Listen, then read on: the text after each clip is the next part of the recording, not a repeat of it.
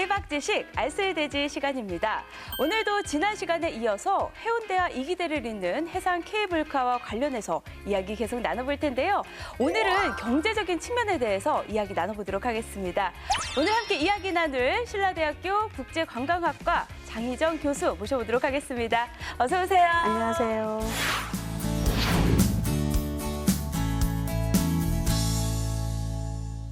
네, 이기대와 해운대를 잇는 해상 케이블카. 그동안 많은 이야기를 나눠왔거든요. 교수님은 개인적으로 어떻게 생각하시나요? 예, 뭐 좋은 점도 있고 또 부정적인 측면도 분명히 존재한다고 봅니다. 우선 뭐 많은 기관들이나 언론에서 밝혀온 또 경제적인 효과 분명히 있을 것 같지만 또 그 경제적인 효과를 면밀히 살펴보면 또 부정적인 측면들도 있고요.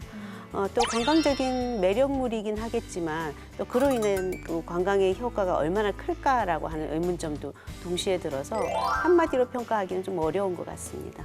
네, 맞습니다. 사실 정말 신중하고 아주 꼼꼼하게 검토해봐야 하는 문제인 것 같은데요. 그런데요, 사실 어떤 사업을 추진하는데 경제적인 이점이 없다.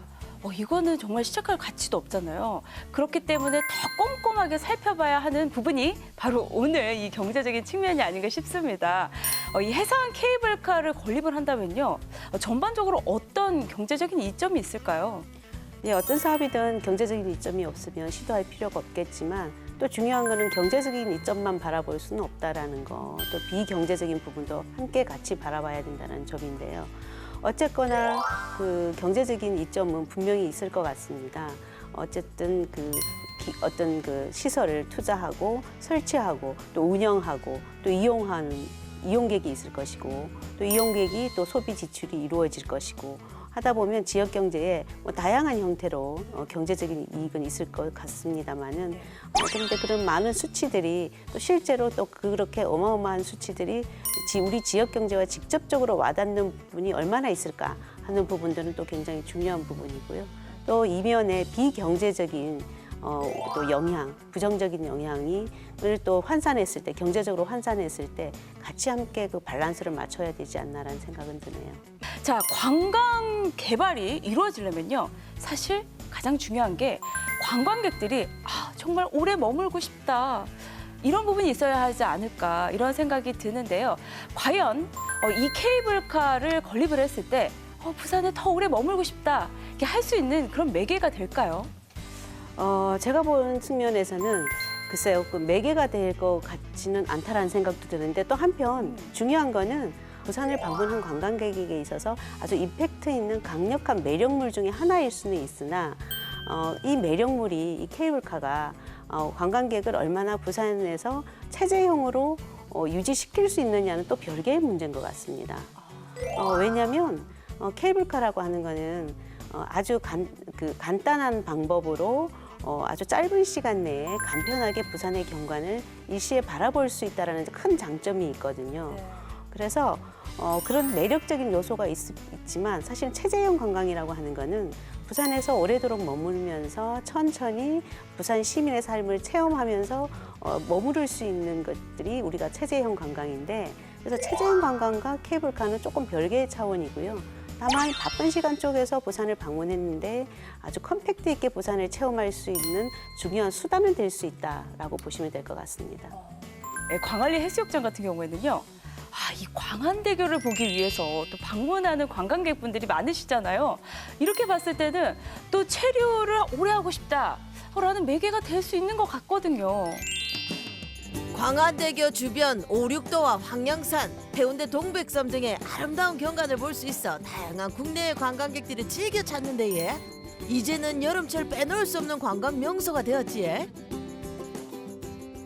네, 광안대교랑 케이블카는 조금 다른 차원의 문제인 게 광안대교의 탄생 배경은 원래 관광용이 아니라 우리 부산의 물류와 교통을 한 등급 업그레이드 할 수 있는 도시 기능을 위한 교각이었는데 이제 이것이 부수적으로 관광의 효과까지 이제 굉장히 겸하게 됐다라는 이유이기도 하고요.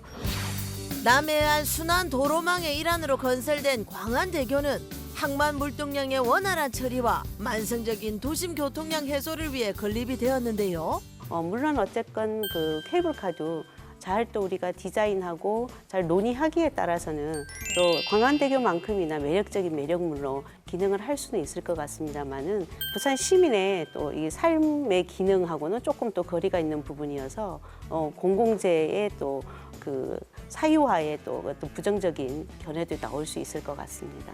아, 그러니까는 자연 경관을 우리 시민들이 함께 누리는 것을 공공재라고 생각을 하시는 분 맞죠? 공공재죠, 그렇죠. 사실. 예, 예. 그렇게 봤을 때는 또 민간 기업이 이렇게 독자적으로 개발을 하는 부분에 있어서 좀 부정적으로 보시는 건가요? 경우에 따라서는 공공재이긴 하지만 또 민간업자가 개발을 해서 또 그 개발로 인한 이익 일정 부분들을 지역으로 또 흡수될 수 있도록 또 지역민과 또 민간업자가 같이 협력하는 그런 사례들도 얼마든지 있기 때문에 이것을 뭐 단순히 부정적으로 볼 필요는 없을 것 같지만 다만 정말 중요한 경관은 정말 부산 시민에게 중요한 공공재이고 또 선조로부터 물려받았고 아름다운 천혜의 경관을 또 후손에게도 물려줘야 된다는 측면에서 보면 부산 시민의 유산이기도 하거든요. 그런 측면에서 우리가 좀 바라봐야 되지 않을까라는 생각은 듭니다. 그런데요, 최근 여수와 통영 같은 경우에는 2년간 매출액이나 아니면은 이 탑승 인원이 지금 줄고 있다고 하거든요. 최근 2년간 통영 한려수도 조망 케이블카와 여수 해상 케이블카의 매출액과 탑승 인원을 조사해본 결과 관광객과 수익이 눈에 띄게 줄어들었네 얘. 사실 지속력이 굉장히 중요하다고 생각하거든요. 저는 사실은 그 뭐 우리나라 요즘 최근에 바다를 끼고 있는 그 지자체들이 해상 케이블로 그냥 뒤덮는 게 아닌가라는 우려도 사실은 좀 있습니다. 근데 어쨌거나 만약에 부산에 케이블카가 생긴다면 뭐 여수하고 통영하고는 또 다른 관점이 아닌가라는 생각이 들고요. 또 여수와 통영은 아무래도 도시 규모라든가 관광 컨텐츠 면에서 부산하고는 조금 차이가 있고요. 부산은 뭐 다양한 컨텐츠들이 있기 때문에 뭐 케이블카가 뭐 처음에 반짝했다가 점점 그 탑승객이 줄어들까 뭐 줄어들 수도 있겠지만 그렇게 급격하게 줄어들지는 않을 거라는 생각이 드는데 그렇기 때문에 또 많은 그 관계자들이 좀 설치하고 싶은 욕구가 더욱더 강하지 않을까라는 생각이 들기도 합니다. 네, 이제 더 이상 부산은 이 제조업 중심의 도시는 아니거든요. 그렇기 때문에 이 관광 자원을 좀 많이 개발을 해야 할 것 같은데요. 이 케이블카 건립이 과연 이 크루즈 관광과 좀 연관이 있을까요? 활성화시킬 수 있을까요? 저는 별개라고 생각합니다. 물론 크루즈 관광객들이 크루즈가 대형 크루즈선이 들어와서 부산에 내려서 짧게 한 2~3시간 머물다가 다시 크루즈로 돌아가야 되거든요. 근데 그분들한테 물론 하나의 요소는 굉장히 될 수 있을 것 같아요. 승객들은 별 시간이 없기 때문에 간단하게 케이블카 한번 타고 부산시를 한번 조망하고 다시 배로 돌아가는 시스템으로 본다면 뭐 크루즈 관광객에게 큰 매력물은 될 수 있겠지만 그렇다고 그런 측면을 우리가 보고 케이블카가 크루즈 관광을 활성화시킨다라고 보기는 굉장히 어렵지 않나라는 생각이 듭니다. 자, 그렇다면은 이 경제적인 측면에 있어서 어떤 부분들을 좀 보완을 하고 또 이 해상 케이블카 어떻게 좀 추진될지 어떻게 보시나요?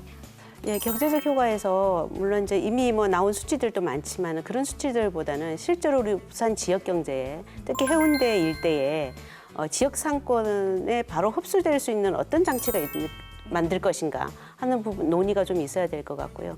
그리고 실제로 지역 주민이 그 체감할 수 있는 경제 효과는 도대체 뭔가라는 거에 대한 논의가 처음부터 다시 시작되어야 될 것 같고요. 또 그다음에 케이블카를 만약에 추진하신다면 사실은 관광객의 이동 동선이나 탑승 승하차의 어떤 지점과 동선, 흐름, 주차장 이 부분을 좀 면밀하게 분석을 해서 경제학자들과 뭐 행동 심리학자들도 같이 관여해서 면밀하게 분석을 해서 정말 지역 경제의 흐름에 부합할 수 있도록 가는 그런 동선 디자인도 좀 이루어져야 될 것 같고요. 또 하나는 경관을 해치는 걸 최소화할 수 있는 그런 디자인적인 측면, 환경 친화적인 측면도 반드시 고려되어야지 될 것 같고요. 또 설치된 이후에도 많은 지역 갈등이 더 큰 문제일 거라고 생각이 듭니다. 그래서 케이블카로 인해서 혜택받는 또 지역 주민의 일부가 있을 것이고 뭐 불이익은 아니지만 상대적으로 혜택을 못 받기 때문에 또 상대적 불이익을 받는다라고 생각하시는 분들이 있어서 그들의 이해관계를 어떻게 적절히 조정할 것인가 하는 부분도 굉장히 중요한 논점이 될 것 같습니다. 네, 오늘 이기대와 해운대를 잇는 해상 케이블카에 관련해서 경제적인 측면에 대해서 살펴봤는데요. 다음 이 시간에는요, 해운대, 이기대 해상 케이블카에 관련해서 이 전반적인 이야기들 총정리하는 시간 갖도록 하겠습니다. 오늘 알쓸대지는 여기까지고요. 다음 이 시간에 다시 찾아오도록 하겠습니다. 여러분, 안녕!